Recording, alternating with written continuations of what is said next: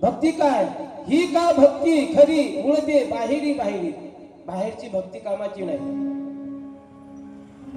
जे नारद मुनीनं आगमन झालं भक्तीनं जेव्हा सांगितलं का भक्ती म्हणतंय, हे मुनी महाराज बघा माझी दशा काय झालेली आहे, माझी दशा बघा काय झाली, आणि माझे जे मुलं आहेत ज्ञान आणि वैराग्य यांची दशा बघा काय आहे, काहीतरी मला सहाय्य करा.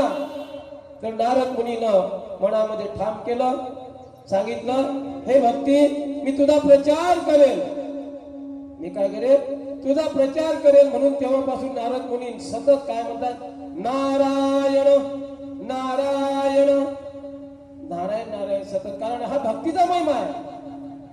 भक्ती कशामध्ये आहे, सत्ययुगातली भक्ती वेगळी होती, त्रेतायुगातली भक्ती वेगळी आहे, द्वापार युगातली वेगळी होती, परंतु कलियुगातली